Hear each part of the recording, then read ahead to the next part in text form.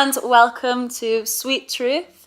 Here we are talking about some clothing brands and ethics, a couple of other things as well, how small brands get about. So today I've got two beautiful girls on the couch. We're going to introduce ourselves, so we'll start from the furthest side. Hello, I'm Letty and I run the fashion brand The Design Studio, otherwise known as TDS. I co-founded it with my mum, which might shock a lot of people, but that's the beauty of The Design Studio. That's how it started.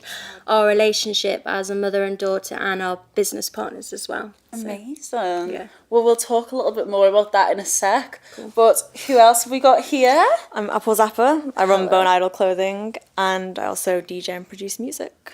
Fabulous. So quite a little mix, but some similarities too.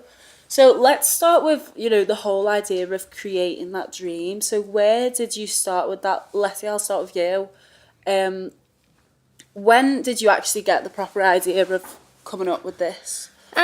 Well, I've always been surrounded by fashion and textiles since a child, and having a mum who was a designer, taught it, worked in the industry, I think I was always destined to be in fashion. Yeah. But not that I can sew. I can't sew to save my life. I've never been on a sewing machine, and I fully admit to that. But on the other hand, we make such a good partnership because my mum can sew, she can design, she can create clothes, beautiful clothes, and I can put that on a platform and sell it, market it, and that's the good balance we have. But it started by just wearing my mum's creations to university one day, and so many girls were saying, where's that from, and the minute I said, oh, my mum made it, they were really like, your mum made that? And they were a bit shocked, and I was like, yeah, she did. And they were like, well, can I have one? So I thought, well, I don't see why not. So from that, I went back home and I said, look, when we've had all this interest, can we make some for them? And that's really how it started. Mm-hmm. And I think because I was at university at the same time, I didn't want to rent a shop because I couldn't afford it and I was studying. So I turned to Instagram and used that as the main platform to, to get us out there and to sell and to show our creations. So that's really how it started. We didn't necessarily have a business plan. Yeah. It just happened at the right time. That is amazing. Do you think at this time as well, like where we're using social media more than anyone, more than we ever have. Yeah. Do you think it's easier, maybe, to lift off? Well, this is it, because we have a lot of girls say, how did you start a fashion brand? And it's tough because I think we started really at the right time in the right place. Instagram 4 years ago was, for me, a nicer environment. Yeah. It was more free to create without worrying or panicking about likes or who would see it, being judged on it. And I think, that's how we really got established, by starting just that a bit earlier on Instagram. But I mean, it is incredible. Now there are so many tools you can do with it. But I find I'm in that zone where, do I show our followers more about my mum and I, or do we just keep it fashion? Because I don't want to get obsessed with using my phone. I'm trying to steer away from social media at the moment personally, but then I know for business it works great. It's an easy habit, isn't it? And it becomes a second job. Do you feel that as well, Apple? Like, anyway, with like now when I post on Instagram, it's like I set an alarm to do it because it's not something I automatically do. I just think, I've got to make a post. Do you? Yeah. Wow. See, I think I should make a post, and I'm anxious thinking, is it the right time? Will people like it? Will people see it? So I'm anxious, which is silly because it's an app, it's not real life. Yeah. It's hard. And if you think about it, no one ever thinks about them things with Facebook. Yeah. Have you ever worried about posting? You just do it. Yeah. But then that's a struggle. It's like, my brother says, people follow you because you're mother and daughter, and that is your brand. And I think, yeah, it is, but do I want to show them more about us? Do I want to keep our private life separate to our business and social media? It's finding that balance, I think.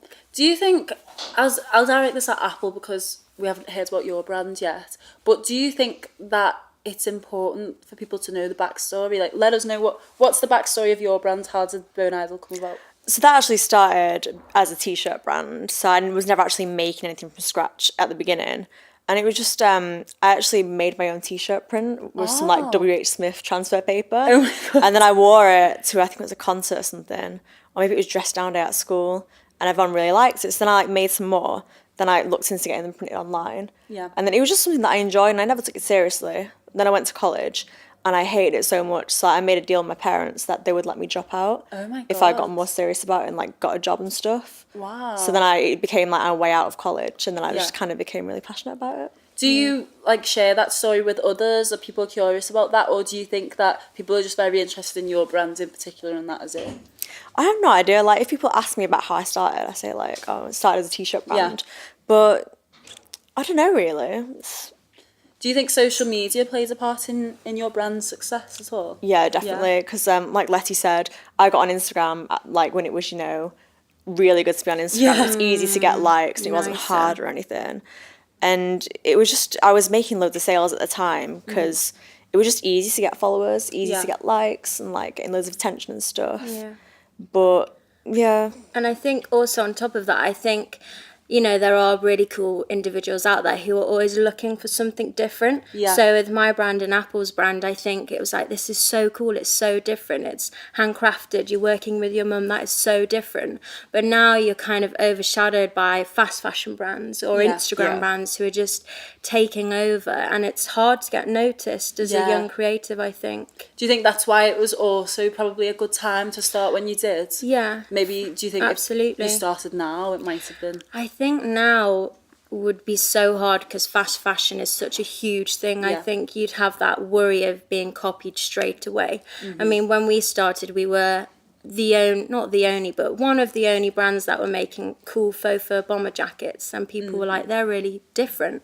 And also the fact that we hand make them and they're all one-off pieces, no Yeah. two are ever the same, which people loved.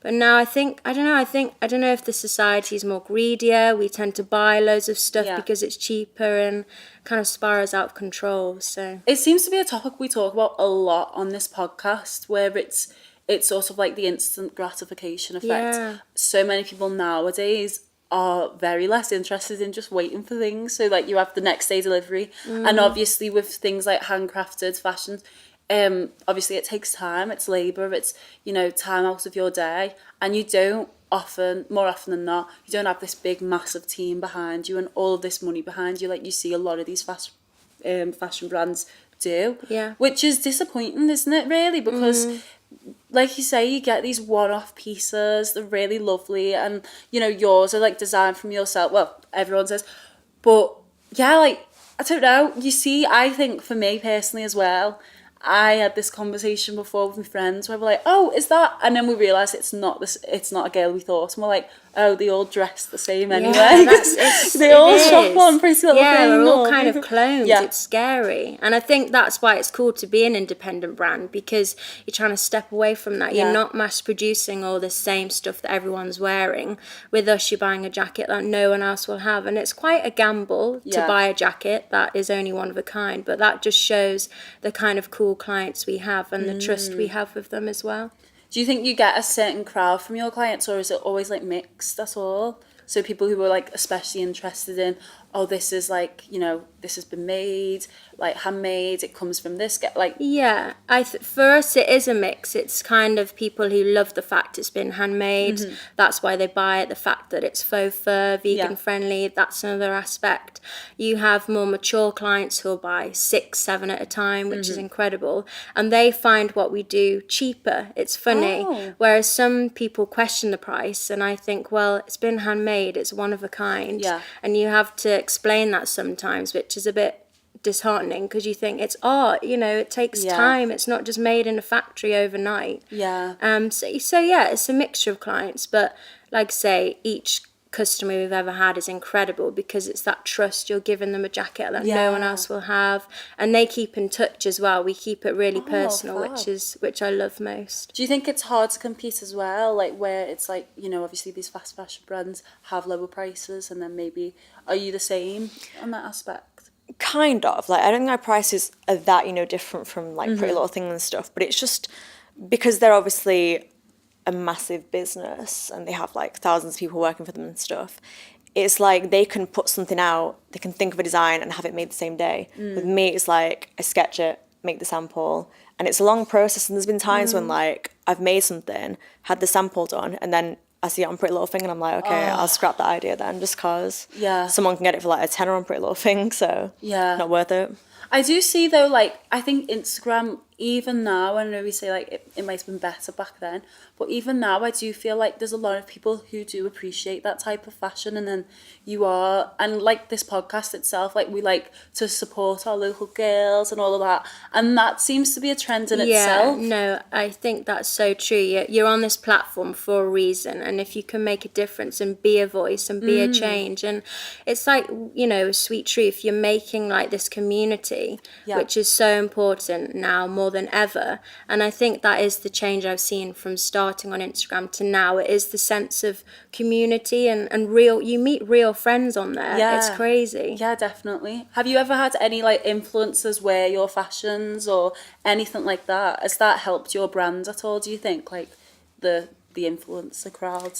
I think back in the day, like in the glory days when Instagram was good, Way back when. yeah, I used to send things to like an influencer with a few, 100,000 followers, and they'd wear it, and I'd get like, a load of customs from it and stuff, and it was great. But now we have like this whole influencer culture, and people are like charging, like I've heard up to like £500 for one post. Yeah. And it's like, I understand it can kind of be a job now, but it's just everyone wants to be an influencer at the moment. Like it's the new thing, and it's made it a little bit harder.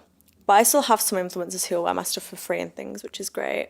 It is crazy, isn't it? Because I know girls who like would just love to get sent anything for free, and that is just like the dream for them. Whereas like now it is a job like for some people, and it's like no, like I don't really. And I mean, it's fair enough, clothes aren't going to pay people's rent, but it's crazy. I read that I think Kim Kardashian gets paid $1 million a post. Yeah. And to think of that, and I see people commenting all the time on the Kardashians posts saying, really, have you not already got enough money, and you're going to pretend that you're drinking this milkshake? Yeah, I think that's when it comes to like gifting influencers or celebrities, I think there has to be like an organic connection with that person and your brand. I'd never gift someone for the sake of it because of their followers. They have to either be into independent brands like Faux, like our story, not just have it because it's a new product, a free product they've been given or paid for or something. And I think that's the struggle now with huge brands and smaller brands. It's how we're getting seen, but not being overshadowed by these big celebrities and brands that can afford all this crazy money. Yeah, definitely. Do you think, are you, so both of you have sort of took the, a big leap of faith, and we talk about this all the time on this show because we have a lot of freelancers as well, and it's the same type of thing. You're straying away from the original and conventional idea of this is my normal job and 9 to 5 and all of that. Did you finish university when? Yeah, so I did media production in Liverpool, and the business kind of grew during my second year, which was great because I wasn't really enjoying my course, but like you, Apple, just wasn't enjoying it. It wasn't what I thought it was going to be. But at the same time, I was in a great city. I had great friends, and that's where TDS. Yeah, that's where TDS really became what it is because of that city and the people who I met who wanted the designs and stuff. So I did finish the course, but I'm glad TDS started at the same time because that's been a dream to have my own fashion brands. Yeah. And it just happened so amazingly. Yeah. So you said that you made a deal with your parents. Yeah. So was that like a huge thing to them? Like, was it hard getting their support at first, or?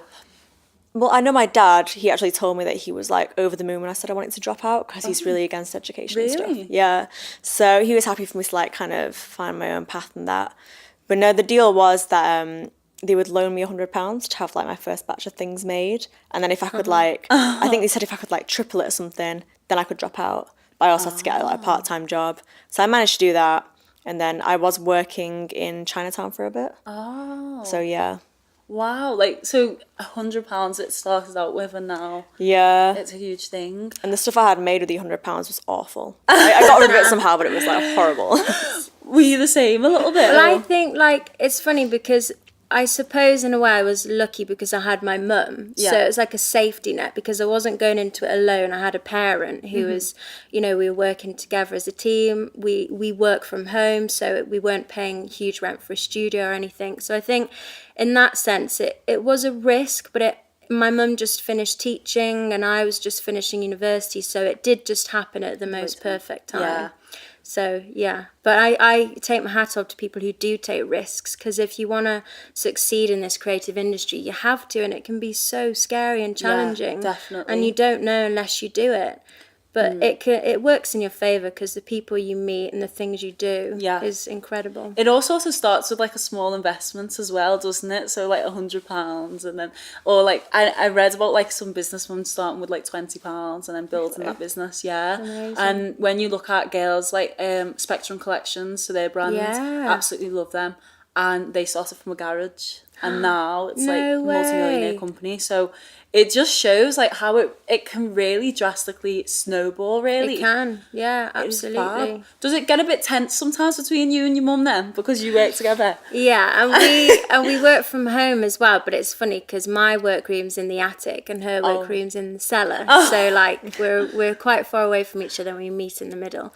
But not intense, because we're such good friends anyway. We've always got on. She's always, made my clothing since a young age. She's always taught me about fashion. So there's been that mum relationship as well as friend relationship and now business partner relationship. So it's grown in that way. But I mean, it is brilliant. And we know each other's skills and what we're capable of. So we never force each other to do something. We know when to give each other a break and when to offer support. So it's good.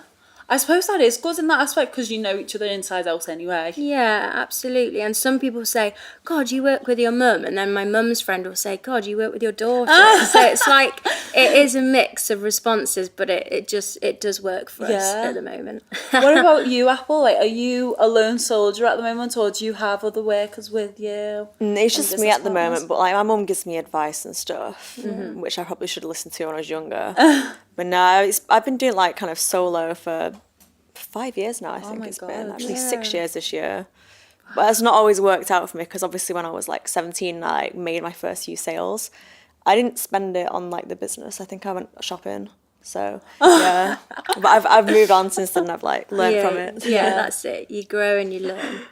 Do you think you can learn this type of stuff in, like, say, I know people who do business in university. Do you think them skills come from that, or do you think it's like it's a practical challenge? It's something you have to go out and learn yourself? I think I'm hot. It's a mixture. Yeah. I think life skills and people skills, you can't teach someone that. That's just within experiences and who you are as a character.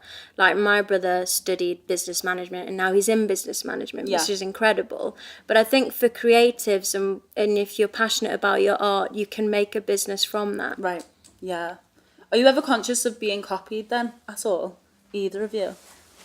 I went through a phase where, like, literally in, I think it was Singapore or something, people were sending me photos on Instagram of stalls in the streets selling, like, Bone Idol t-shirts with, like, my brand on it and everything. Wow. And you could even go on eBay and buy them. And it was so bizarre to me, because it was like, I'm selling these t-shirts for, like, 25 quid. And so you may as well just buy it from me. It's not that much difference. So that was pretty wild. But no, since then, I've not really had that many issues with it. What about you, Letty? Like, yeah, I think when we started, we were like the new kids on the block. Yeah. So it was so exciting and everyone was coming to us for our jackets and really cool and different. But you can't help but notice fur coats, because, you know, they are a thing. They are something that most people have and most people will sell. And the beauty of our jackets is with only making the one piece, with only sourcing enough fabric to make one and cut-offs to create it into something totally bespoke, does give us that advantage of not being copied completely.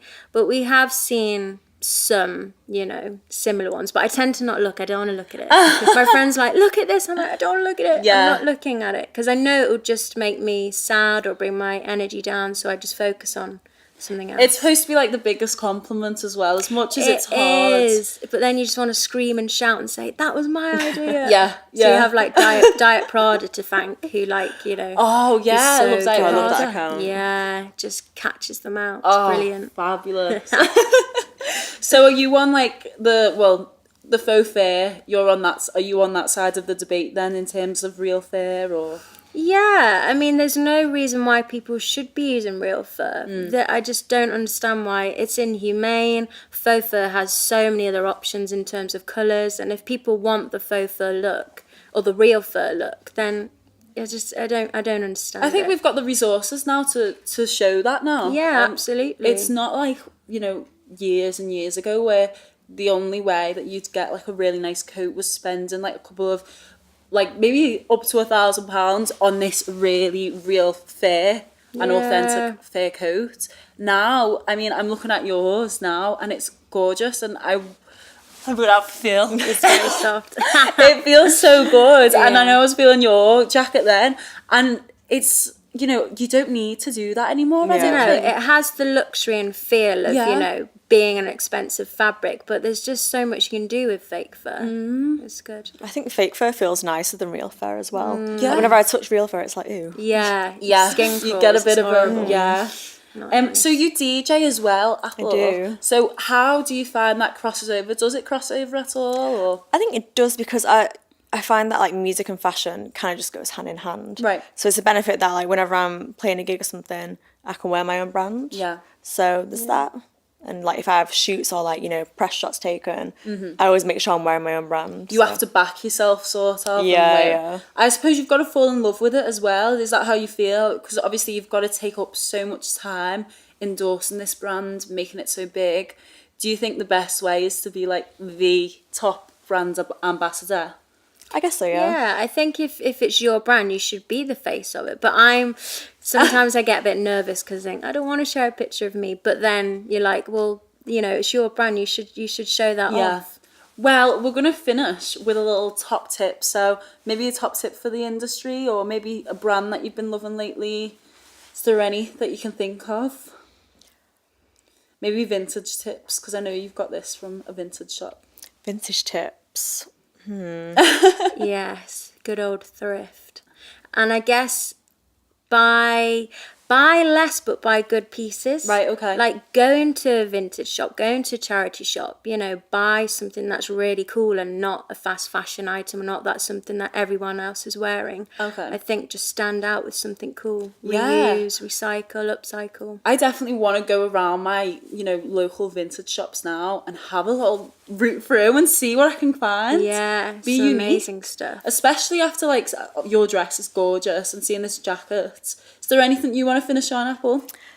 I think when you're shopping, like any brand, I know a load of girls who like, someone will ask them where they got it from, they'll be like, I'm not telling you. It's like, why don't you want to share it? Like, it'll help out indie brands so much if you say, oh, I got it off this big cartel website, or I got it off Etsy. But it's like, people want to keep it to like some massive secret.